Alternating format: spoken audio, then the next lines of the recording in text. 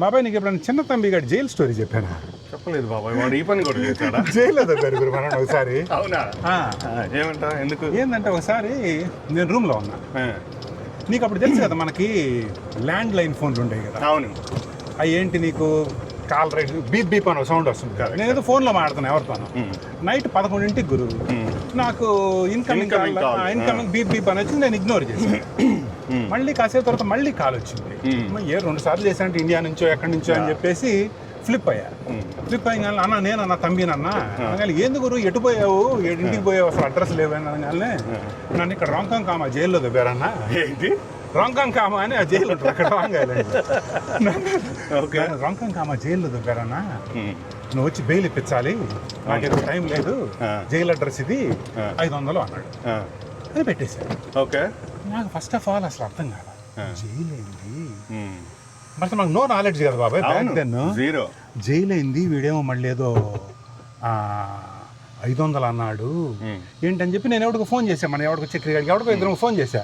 అన్నాడు బాబాయ్ ఇక్కడ లాయర్ కావాలి కంపల్సరీగా, నీకేమన్నా యాక్షన్ తీసుకోవాలంటే. అంటే అరే మనకు లాయర్లు ఎవడు తెలుసురా అనగానే అప్పుడు ఎవడు తెలియదు కదా.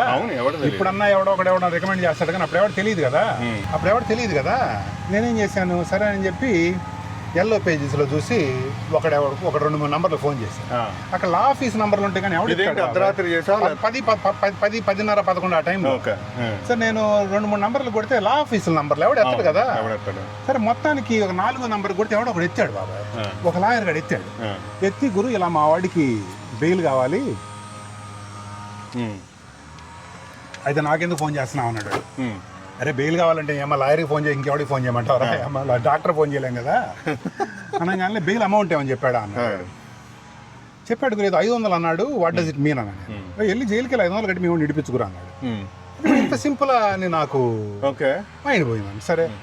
సరే అని చెప్పి వెళ్ళి ఒక 500 ATMలో తీసుకొని జైలు దగ్గరికి వెళ్ళాను. ఆ జైలు దగ్గరికి వెళ్తే నాకు అర్థం కాదు 500 ఎవరికి కడతాం. I don't know right. 500 bond తీసుకొని బాండ్ కడితే వచ్చేసింది, లేకపోతే 500 తీసుకోవాలి లేకపోతే బాండ్ తీసుకో అన్నాడు. వాడు ఏదో చెప్పాడు నాకు. సరే మొత్తానికి 500 క్యాష్ తీసుకొని వెళ్ళా బాబాయ్. జైలుకి వెళ్తుంటే నాకు ఒక పక్కన షేక్, ఒక పక్కన కనిపిస్తుంది, ఇటు సైడ్ మొత్తం అసలుకే పోలీస్ బిడ్డ కదా. మరి పోలీస్ బిడ్డనైనా సరే అమెరికాలో జైలు, ఇండియాలో జైలుకి వెళ్ళాం కానీ పోలీస్ స్టేషన్కి బాగా గుర్తు చేసావు గురు. అంతే కదా మన పోలీస్ బిడ్డ. కాకపోతే నీకు ఇక్కడ ఎక్స్పీరియన్స్ వేరు కదా బాబాయ్. అక్కడంటే మా నాన్న ఫోన్ చేశాడంటే ఓకే, ఇక్కడ మా నాన్న ఫోన్ చేయలేడు కదా. మా నాన్న ఫోన్ చేసి డాడీ ఇక్కడ విషయం ఉందనగానే రా మనకు చెప్పి అనేవాడు కూడా మా నాన్న. సో ఆ జైలు దగ్గరికి వెళ్ళే పాటికి వరుసగా బెయిల్ బాండ్ అని పెద్ద లైట్లు గిట్లు పెట్టి గందరగోళంగా ఉంది. ఓకే. సో నువ్వేంటి నాకు ఇంతకు ఎందుకు వేసారు లోపల చెప్తావా, ఇప్పుడు చెప్తావా తర్వాత చెప్తావా? నాకు తెలియదు కదా, ప్రస్తుతం వరకు నాకు తెలియదు కదా. ఫిగర్ అవుట్ అదొక టెన్షన్. ఇప్పుడు నా టెన్షన్ ఏందనుకో, ఇప్పుడు ఇండియా అట్లా ఉంటుంది, ఎవరైనా జైల్లో ఉన్నాడు అనుకో, వాడిని ఏదో ఇడిపించడానికి నువ్వు పోయావు అనుకో, ఏమో నిన్ను కూడా లోపల దొరుకుతారు. అవునా? అంతే కదా, నువ్వే ఊడరా అని చెప్పి అదో టెన్షన్ మనకి. సరే వెళ్ళేపాటికి అక్కడ బెయిల్ బాండ్ అని వరుస ఉన్నాయి. సరే ఒక దానిలోకి వెళ్ళా. ఒక దానిలోకి వెళ్ళి ఫుల్ తెరిసే ఉన్నాయి, 24/7 అని అన్నాడు. గురు ఇలా మా వాడిని ఒక లోపల వేశారు అనగానే బాండ్ ఎంత అన్నాడు. 500 గురు బాండ్ అన్నాడు. 500 అంటే మేము అక్కర్లేదు గురు, క్యాష్ కట్టేయచ్చు అన్న. ఏంటి ప్రాసెస్ ఏంటంటే ఏం లేదు గురు, అక్కడికి వెళ్తే అక్కడ కౌంటర్ ఉంటుంది, అక్కడ 500 కట్టేస్తే మేము బయటకు వచ్చేస్తాం. ఈ బాండ్లు గొడవ ఏంటి గురు అని అడిగా. వాడు ఏమన్నాడంటే ఏమంటే ఇప్పుడు మనకు తెలుసు కాన్సెప్ట్, ఇప్పుడు ఎవరన్నా లోపల వేశారు అనుకో గురు, వాడి క్రైమ్ను బట్టి జడ్జి బాండ్ డిసైడ్ చేస్తాడంట. Bond amount let's say murder case అనుకో, బాండ్ అమౌంట్ $1 million డిసైడ్ చేస్తాడు. What does it mean? నువ్వు వాడిని బెయిల్ ఇచ్చి తీసుకెళ్లాలంటే వాడు ఒకవేళ బెయిల్ వస్తే వాడికి $1 million కట్టి వాడిని తీసుకెళ్ళి మళ్ళీ వాడిని నువ్వు వాడి ఇది వాయిదా ఉంటుంది కదా, అక్కడ అపియర్ చేస్తే నీ $1 million నీకు వెనక్కి ఇచ్చేస్తారు. మరి ఆ $1 million అందరి దగ్గర ఉండవు కదా.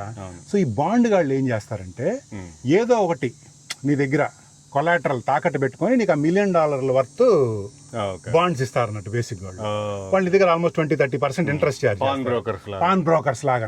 అది కాన్సెప్ట్. నీ 500 నువ్వు ఇచ్చేయచ్చు గురు, మళ్ళీ వాడు వాయిదా పడిన రోజు వాడు నువ్వు తీసుకెళ్ళి వాడు కనుక అపియర్ అయితే నీ 500 నీకు ఇచ్చేస్తారు అన్న. మరి అలా అయితే అలా గురి. ఇప్పుడు లెట్స్ సే ఫర్ ఎగ్జాంపుల్ ఎవడన్నా తీసుకొని బాండ్ పారిపోయాడు అనుకో గురు, నువ్వేం చేస్తావు, నీకు $1 మిలియన్ బొక్క కదా అంటే వాడు చెప్పాడు మాదో పెద్ద నెట్వర్క్ గురు, మాకు బౌంటీ హంటర్స్ అని ఉంటారు, వాళ్ళ పనే వీళ్ళని ఎతికి పిచ్చి కొట్టి మళ్ళీ వెనక్కి తీసుకురావడం. యాక్చువల్గా టీవీలో స్నీకీ పీట్ అని ఒక షో ఉంటుంది, దాని కాన్సెప్టే ఇది అన్నట్టు. మనకి ఇక్కడ కూడా ఒకడు ఉండేవాడు, మనం కొత్తలో వచ్చినప్పుడు ఒక వైఫ్ ఎవడాడు తెల్ల జుట్టు వేసుకొని ఉండేవాడు కదా. ఎక్కడ? ఇక్కడ కూడా ఒకడు బౌంటీ హంటర్, మొన్నే చచ్చిపోయాడు. అవునవునవును, వాళ్ళ పని ఇదే, బౌంటీ హంటర్ అంటే వాడి పని ఇదే, వాడి పని ఇదే అన్నట్టు బేసిక్. సరే అని చెప్పి మొత్తానికి వెళ్ళి నేను 500 కట్టంగానే తంబిగాడు వచ్చాడు. అయ్యా వచ్చి కార్లో ఎక్కించుకొని వచ్చారు. వాడి కారు ఉంది అక్కడ బేసిక్గా, ఆ కారు తీయడానికి లేదు, అది కాన్సెప్ట్ చెప్తాను. కారు ఏంటంటే ఇంపౌండ్ చేశారు, అక్కడ లేదు ఇంపౌండ్. ఏంటంటే నేను ఎందుకు లోపలేశారంటే వీడు రోజు ఆఫీస్కి వెళ్తాడు, ఆఫీస్కి వెళ్ళి ఒక పార్కింగ్ స్పాట్లో పార్క్ చేసి వెళ్తున్నాడు. అదేంటంటే నీకు రెసిడెంట్ పార్కింగ్, వాడు నా పార్కింగ్ టికెట్ పెట్టి వెళ్తున్నాడు కాపుగాడు, వీడు తీసి దాన్ని చెత్తలో పడేసి అలా he did it for almost 30 days.